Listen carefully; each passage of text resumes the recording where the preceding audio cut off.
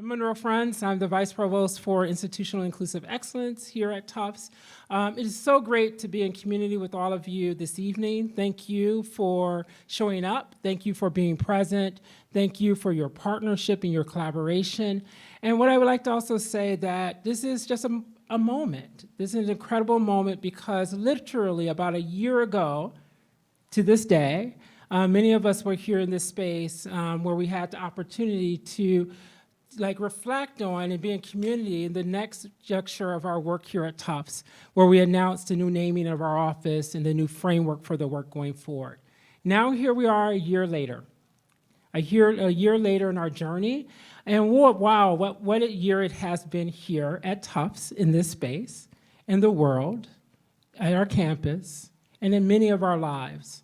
And so with that, I just want to take a moment for us to collectively acknowledge our community, to collectively acknowledge the land in which we're on right now, to collectively acknowledge people who continue to navigate the dynamics of our world through geopolitical moments, through war, through trauma, navigate how we make community and make meaning together, and to acknowledge the lives that continue to get lost due to all kinds of things happening in our world, and also acknowledge the importance of community, the importance of us coming together and to make meaning of what really matters in our everyday lives.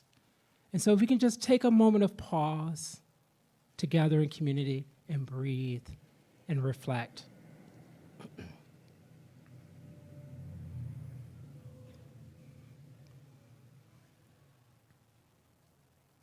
So once again, thank you.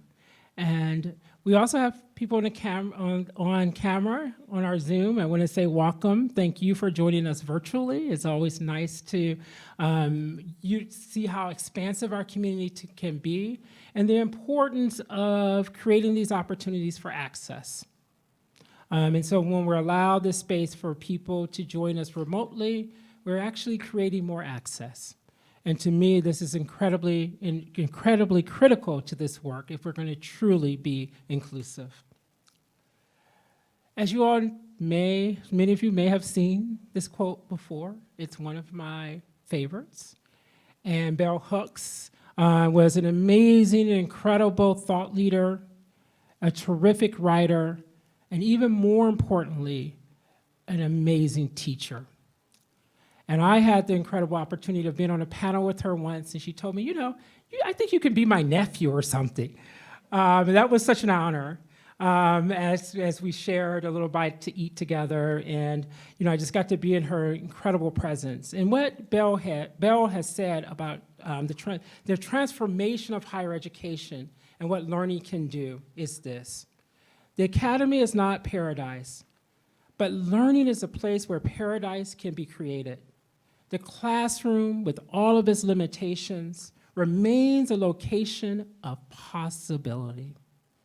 In that field of possibility, we have the opportunity to labor for freedom, to demand of ourselves and as well of our comrades, an openness of mind and heart that allows us to face reality even as we collectively imagine ways to move beyond boundaries and to transgress. This is education as the practice of freedom, and for me as well, the practice of liberation. Thank you, Bell Hooks, for giving us a journey, and of course, my water. I probably share this water drop about 20 times a week. But to me, this is exactly what the work is about. It's about the fluidness of the work. It's about the possibilities of making difference and impact, sometimes about disruption. Sometimes in this work, we disrupt normative, historical practices that no longer serve us if we want to truly embrace a diverse and inclusive community. And it's also about the impact each one of us can make from our sphere of influence, that drop, the impact we can make. So we're going to talk more about our impact going forward here at Tufts at this next phase of our journey in inclusive excellence here at the institution. So I'm going to do an overview of our office just to give a quick update on where we are in our work over this last year and the work going forward throughout this year. We're going to share a bit about our priorities for this academic year, and it's not to be an exhaustive list, but to just give you some highlights of, where we're spending our time. My team is spending our time in partnership with our assistant and associate deans for diversity and inclusion, our cabinet and IIE, and as well with many, many of you around the room. And then finally, I'm so very delighted to announce our strategic visioning process, which we're referring to as Elevate. And so I'm really, really excited to share more about that today. Here we go. So the Office of Institutional Inclusive Excellence, 1 year in terms of the renaming and the rebranding. Let me just start by saying, and I'm going to dive into this a little bit more in a moment, yes, we are still doing diversity, equity, inclusion, justice, access, and belonging work. Let me say it again. Yes, we are still doing diversity, equity, inclusion, justice, access, and belonging work. This is the framework that's going to continue to help us to catalyze the work that is informed by research, scholarship, and practice. And so I'm going to define that even more in a moment, but just wanted to start with that this is a strategic framework aimed at creating a pathway for how we operationalize our work through DEIJA, or diversity, equity, inclusion, justice, and access, and also, of course, leading towards greater belonging across all levels of our institution and across all functions of the institution or the university.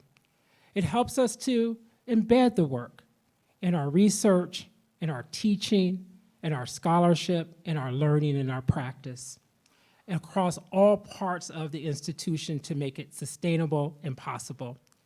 When we're doing this work, we're thinking about the individual. Who are we? How do we show up? How do we do our own learning? How do we do our own growth? Because I am very much deeply about, I like to say this, I'm a structuralist, but I don't like structures on top of me. But as a structuralist, people make up the structure in the institutions. So we have to all be on our learning journey. And then how do we treat each other? That's the interpersonal piece, especially when we have positions of power and authority. How do we do more collaborative decision-making, more inclusive decision-making? How do we define resources to ensure when we're in positions of decision-making, to ensure that all people in our community are able to thrive? And also, then finally, these other two, the institutional piece, right? Who are we, who do we want to be as an institution? We're going to be embarking on multiple journeys this year to get us to better understand who we are and who we want to be, from the President's strategic visioning plan, strategic visioning process called Beyond 175, to our very own, and to some faculty visioning work we're going to be doing across the institution. So this is an opportunity, a dynamic opportunity for us to decide, who are we? And then finally, we're part of a larger structure called higher education in the United States and as well globally. And so how we think about developing leaders to go out into the world is a structural question. What world do we want to help create going forward? Tufts has been that light on the hill. How do we continue to embrace that light to create a sense of possibilities for all? This framework, where our work is deeply rooted in scholarship and research. So this framework has been developed by Dr. Roger Worthington and others, which is really at the cornerstone of my profession as a diversity officer in higher education, for how we think about bringing the work together in a very intentional, purposeful, driven and rooted in research and scholarship, because that's who we are as an institution. I often ask people, I just did this Saturday to parents, I asked them, what's the bottom line of corporate? What is that? What's the bottom line of corporate? Make a money, to make a profit. What is the bottom line of higher education? Learning, Said it? New knowledge, are preparing for life. Society, preparing for society. See, this is the thing. We have many bottom lines, right? And for us, it's very important to use who we are to define the frameworks to drive our work. And so the Institutional Inclusive Excellence Framework creates that possibility because it's written and driven by scholars who work in this space. It has been tested. It has been tested and redesigned, right? It creates a framework for us to think about how we move forward the work in a scholarly, intentional way. Again, DEIJA, once more, is not lost. It's still here. It still exists. Some people will argue, and what studies are showing is that you shouldn't just say DEI, because usually most people who are everyday people in society that don't work in higher education or this field, they're like, DEI, I don't agree with that. But if you say diversity, equity, inclusion, they're like, oh, that's important. Because acronyms sometimes they're charged. They have history, right? And so for us, we didn't change the framework because of the attack and assault on DEI. Not at all, not at all, because we're gonna still use those words. But we wanted to put the framework, like we wanted to utilize a framework that talks about possibility, and that's intentional, that's rooted in scholarship and research. And DEIJA it falls under there as well. And as we operationalize this work here at Tufts, and this is really important, because these pillars that we're using, I know everyone keeps telling me there's so many pillars across the institution. I hear you, we'll figure it out together. We're on a journey. But what I would say, our 4 pillars in IIE are developing people and leaders, informing and advancing policies and practices, creating and expanding resources and research, and as well, designing community-targeted educational programs. Not one of these as a standalone will create more equity and justice, but those together in conversation with one another is where we can see true possibility happen and impact happen. We'll continue to do this work through deep collaboration, so thank you for showing up. We'll continue to do this work in dialogue, which is at the cornerstone of us at Tufts. Those elephant ears, the listening, right? Who are we? How do we make sense together as a community? And then, for me, I consider myself as well a strategist. And so this work must be done in strategy, not just about making people feel good, which is important. But in order for the work to be sustainable, that it lives beyond each and every last one of us here in this room at Tufts, it has to have a strategy, a vision, a plan, and we'll be embarking on that journey together. I shared this last year, and it will continue to be how we drive the work in my office, through embedding it in all facets. In order for us to have academic excellence, we must have inclusive excellence. To have research excellence, we must have inclusive excellence. It has to be embedded. I've worked with many organizations, and they'll say, I'll come in and I say, where's your equity and inclusion-based work? And they're like, oh, no, we don't define it that way, it's embedded. Embedded doesn't, and I'm looking around for it and I don't see any of it. So embedment doesn't mean make it go away. It doesn't mean dissolve it. But embedment means an intentional approach to how do we align our research and scholarly and our teaching and our learning practices and workplace practices with this idea of whose stories are not included in our scholarship, in our teaching, in our research. It's prioritized, right? Some of us are gonna do more of it than others. But the question I always say, that 10% more. Expertise, not all of us are gonna be experts, but how are we all on our learning journey? Because if I tell you, 20 years ago, there are lots of people who have identities now here in this space that would not have identified in that way 20 years ago. People are changing.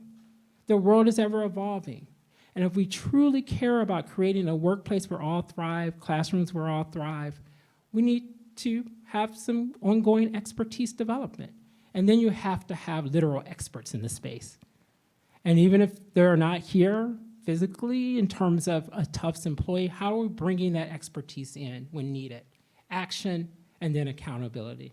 And we're going to talk more about the action and accountability as we think about our strategic visioning. Again, what's in the name? Institutional inclusive excellence.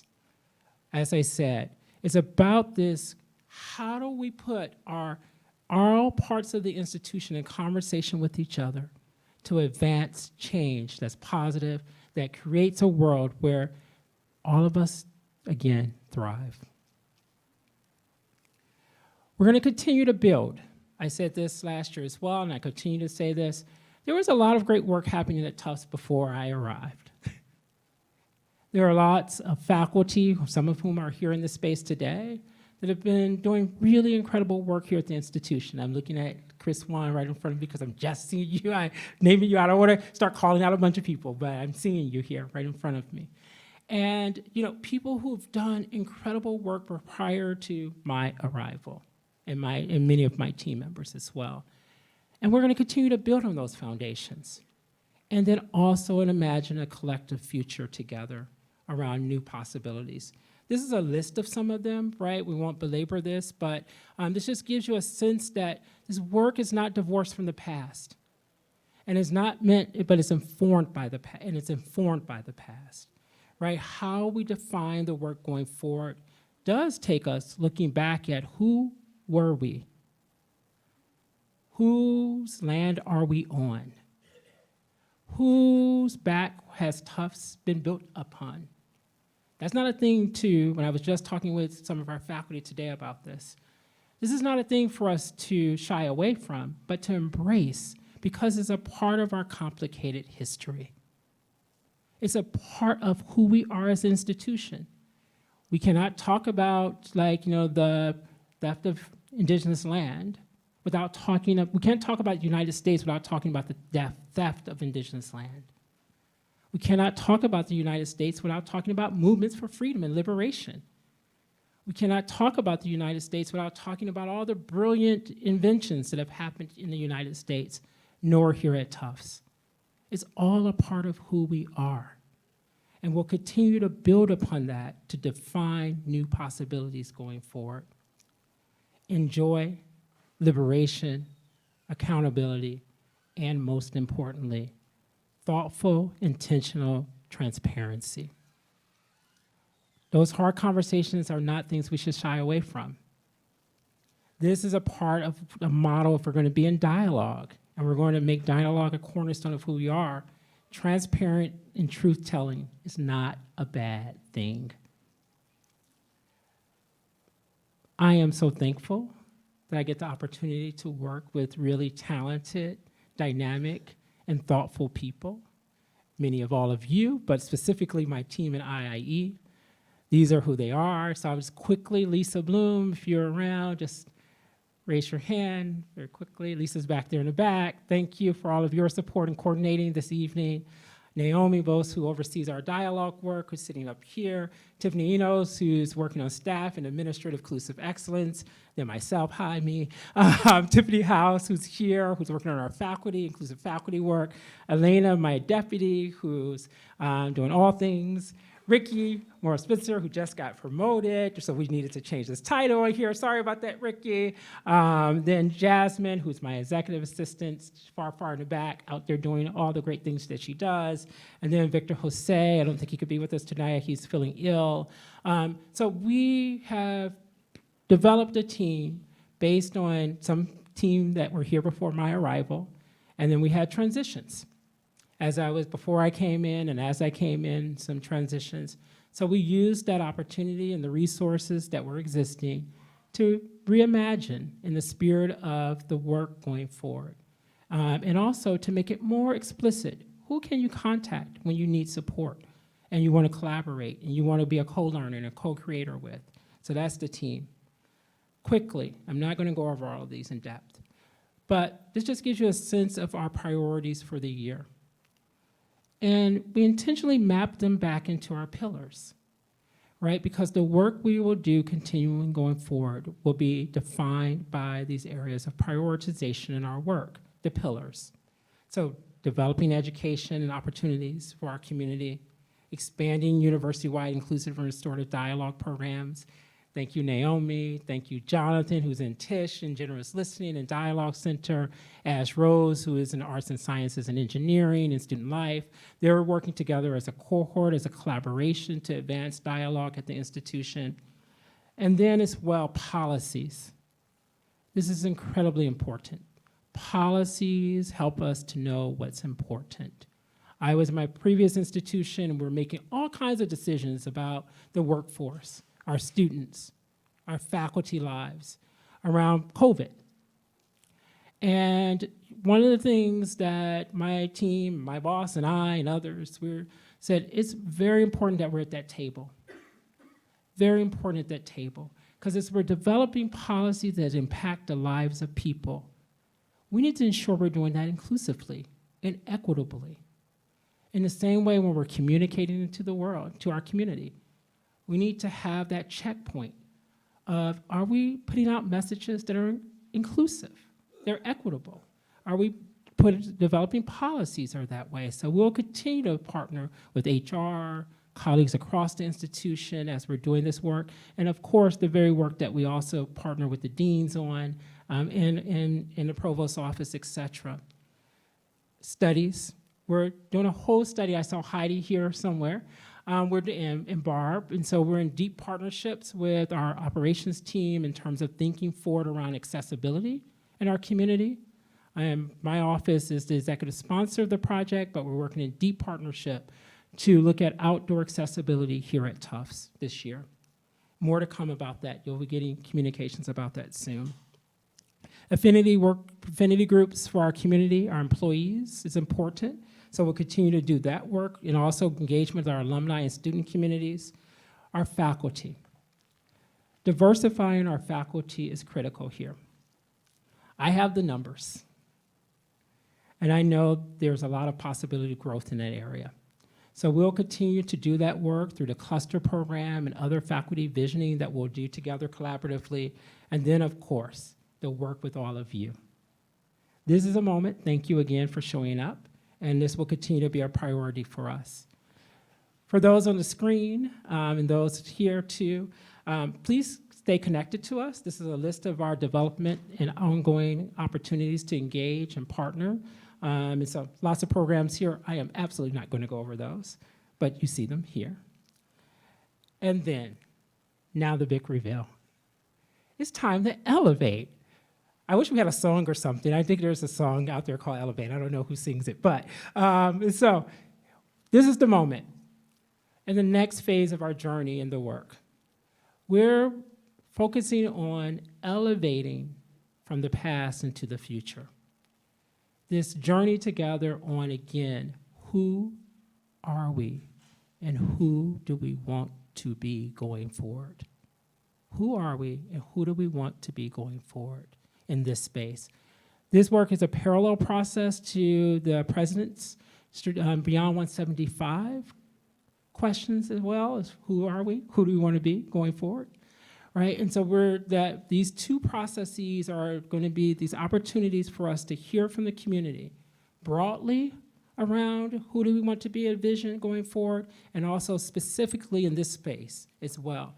The work that we will do on my process, the process on IIE, in deep collaboration with many people across the institution, some in this room, as a matter of fact, this work will inform as well the President's process, because one of his priorities is inclusive excellence.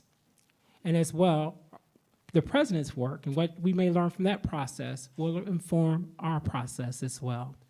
So once we do the further analysis of both, those will be put into conversation with each other in some way. I don't do this work alone. This work is done in deep collaboration and co-creation as we're working towards a shared commitment, a unified vision, and most importantly, a call to action. That's the way in which that we operationalize and advance institutional inclusive excellence action.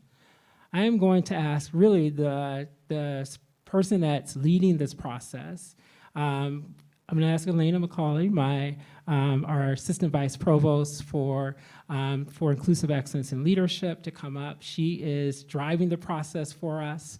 I'm so thankful that you decided to leave UMass Amherst for us. I will say, we're going to put her on the spot a little bit. What I'm deeply appreciative of is that she makes this long journey, about 2 hours nearly, every day, to come here to be a part of the Tufts community. And that's the deep commitment that she's made to our work here, and as well to this Elevate process and taking it from an idea and bringing it to life. So I'm gonna have Elena come up and share more about Elevate and ways in which that I can even do. So Elena, please.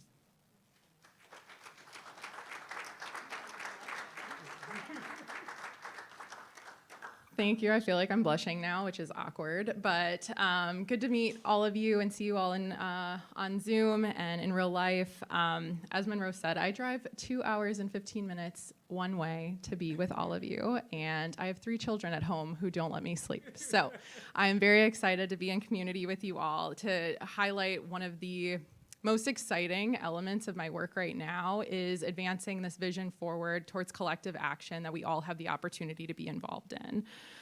So Elevate is a strategic visioning initiative. It offers a process for participation in the development of shared university goals to enhance our vision forward towards institutional inclusive excellence, as we've heard a number of reasons why that is incredibly important here for the Tufts community.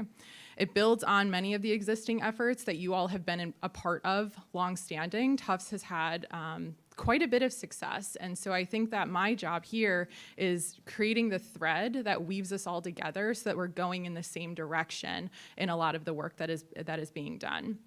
It addresses a number of the gaps that we know exist through our climate analysis, through our anti-racism, now called racial equity work streams. There's been a lot of work that has been informing our decisions to go in this direction. And also we know that through this community engagement process we'll embark on throughout the course of the fall, we will learn of more gaps and how we can address them together. And it provides further understanding of this process for change that is really driven by the community. I have joked on a call this morning, I think Chris, you were on it, where I was like, I have a fault in my personality. I never thought I'd be a leader in this space because I'm often too transparent. And I think that the relationship that we have as a community is to bring people into the process, because so often decisions are made without the community input. And so this really stands on the transparency piece, because you all are the experiencers of Tufts. And so how do we bring that experience to the people that are making the decisions, including all of us in the room, through our sphere of influence? So again, just to highlight really quickly, we are building off of the legacy of the local impact, right? So Tufts has a rich history in dialogue. We have a rich history in training and development, in educational materials. We have a rich history in advancing related scholarship as it relates to DEIJA. We've done climate assessments. We've done work to understand the experiences and the lived experience. I'm a phenomenologist, so that's where my target line goes from. But like the lived experiences of all of the people within our community. What we are now moving towards is on the progress as a university, right? Oftentimes the work can feel like it's in one department, it is in one school, it is on one campus, in location. And so thinking about the ways in which we are bridging the gap for all of our communities to move forward jointly together. So building out that school infrastructure as we move forward in the process. And so utilizing the resources that we have now as a growing team to be able to advance us forward through your support. So what is our path forward, you ask?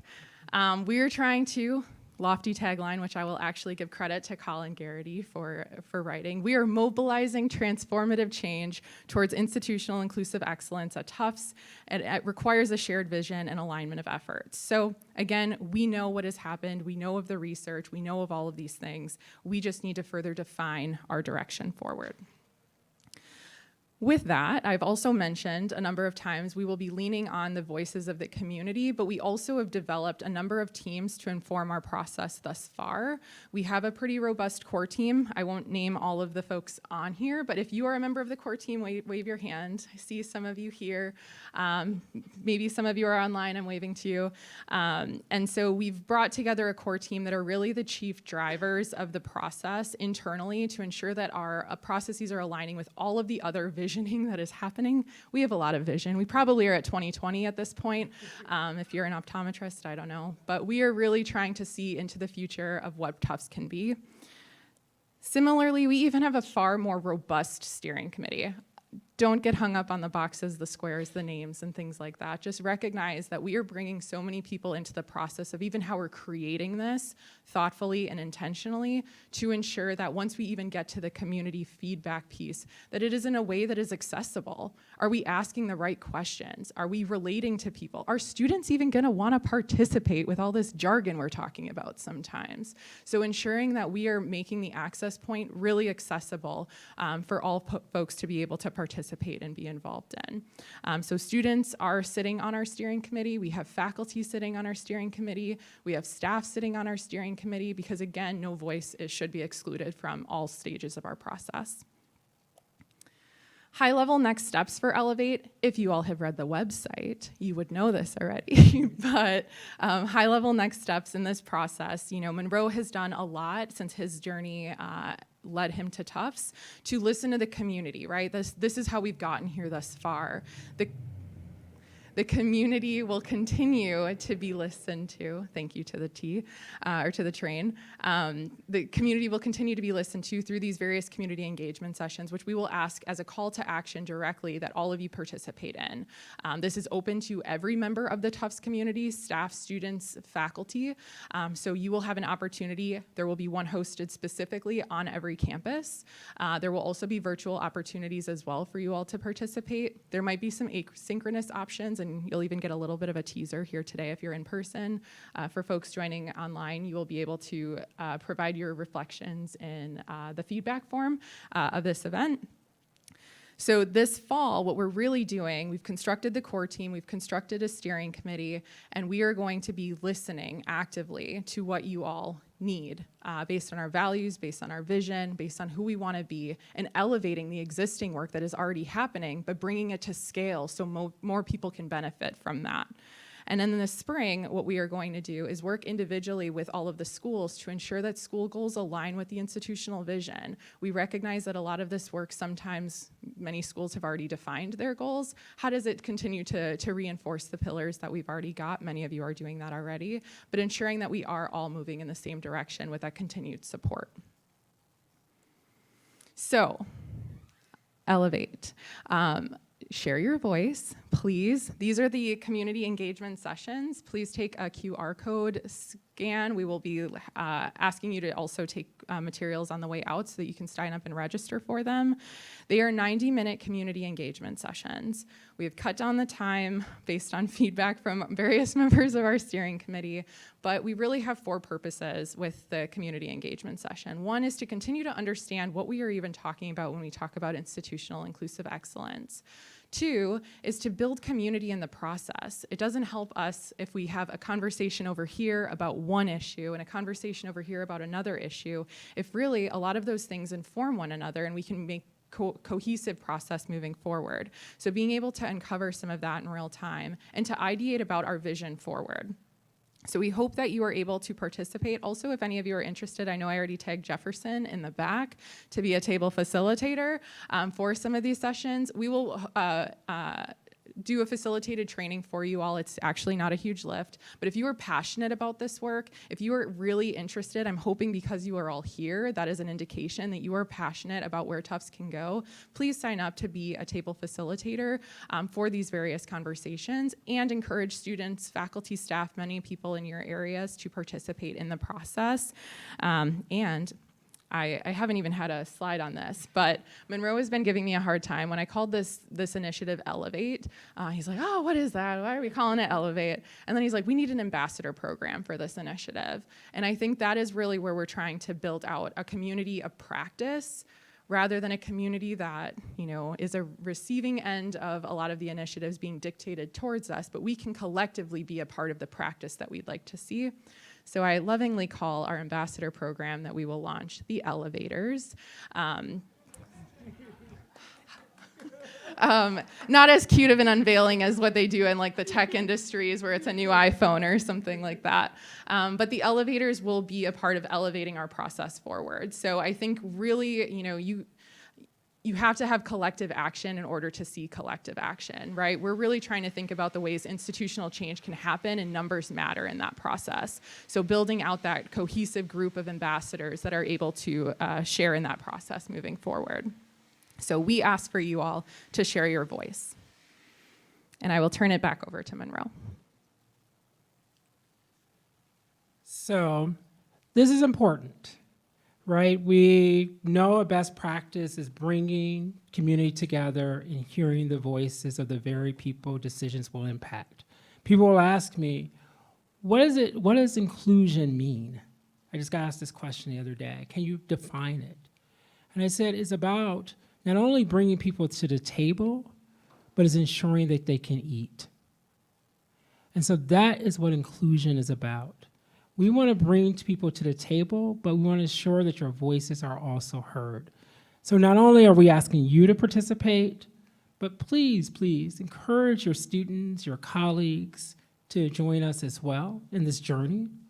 Because what Jimmy Baldwin told us, another leader of mine who just had, if he were alive, his 100th birthday in August, he said, not everything that is faced can be changed, but nothing can be changed until it's faced.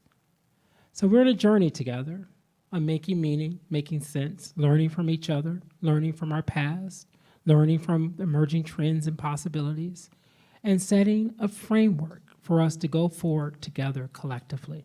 I will say this, people have asked me, what is the difference between this and the anti-racism sessions we had, the anti-racism work groups? One is we will not have 130 plus recommendations, one. But two, we're building upon that work. We're building upon it. And it will be integrated into how we journey forward together. So that's the work. This is to work together collaboratively. None of the past work has been lost. All of the past work we're elevating upon and informing the process going forward. So those that are on camera that are, okay, oh, thank you. Oh, thank you. Yes, questions are important. I like questions. So questions, thoughts, reflections from anyone here in the room. Points of clarification.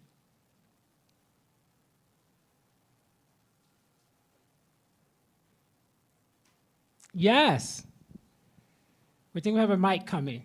Best practice is to use a mic. So we're gonna, please be patient with us as we get the mic to you.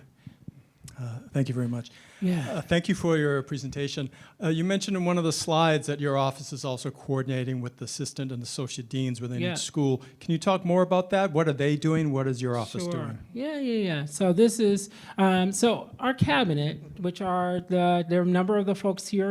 If you're an assistant or associate dean for diversity and inclusion on our cabinet, raise your hand. Thank you, Adrian. Thank you, Chris. Yeah.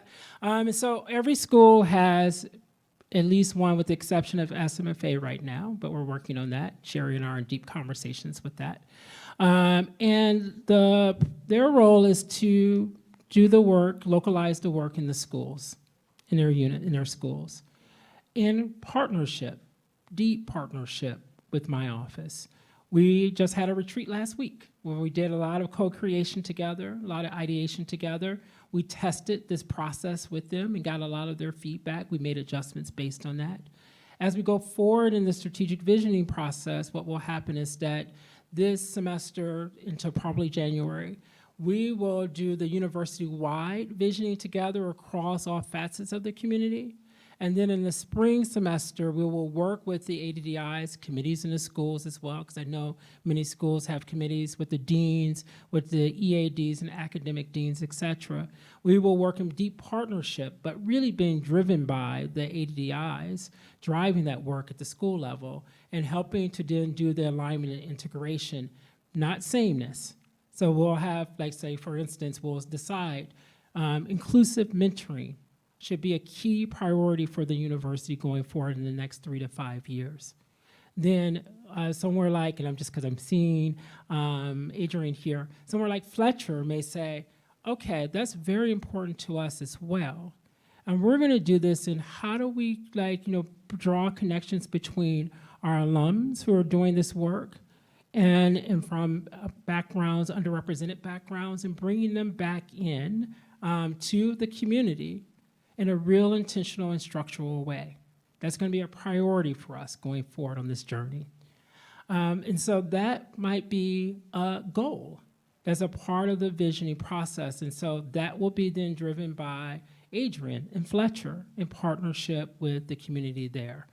So we work in partnership. The way I also think about this is that my team, so we hired Tiffany Enos here, and she is leading and driving our administrative and staff processes.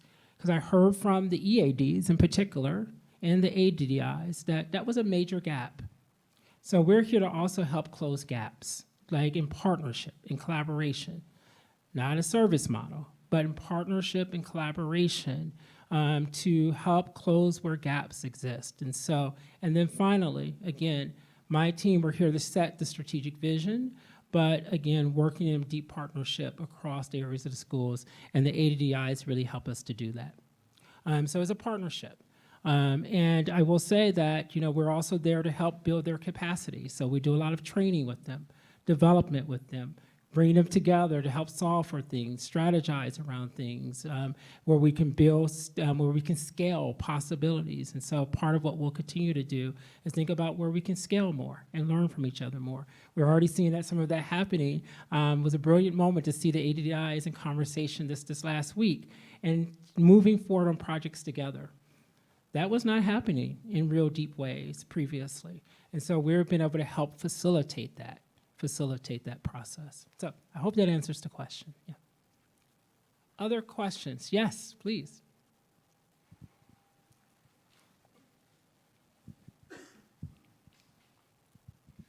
So thanks so much for your talk. Of course. I'm just wondering how you measure the impact of your work on the university. In other words, how do you determine that your work is creating greater inclusivity, That's a great equality, question. diversity? That's a really, really important question. So we did this climate assessment in 2022 here at the university, where we learned from our staff and faculty and students about their experiences of living, learning, and working at the institution.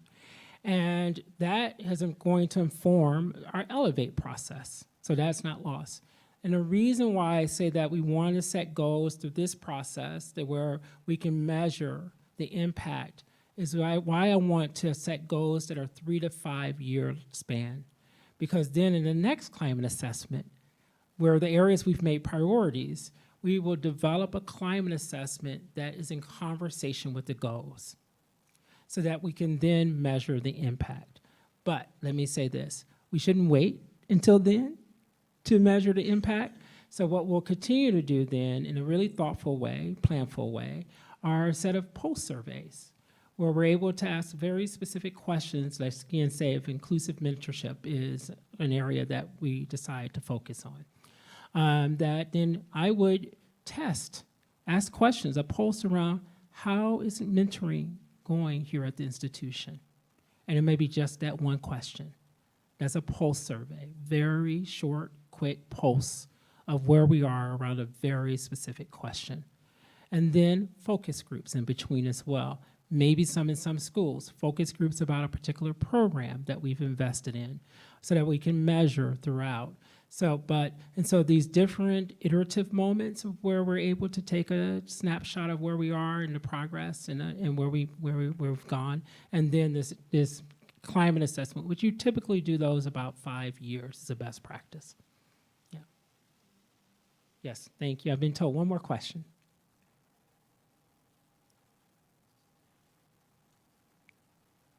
Yes, you've been deciding whether or not you're going to ask a question. I know. You got.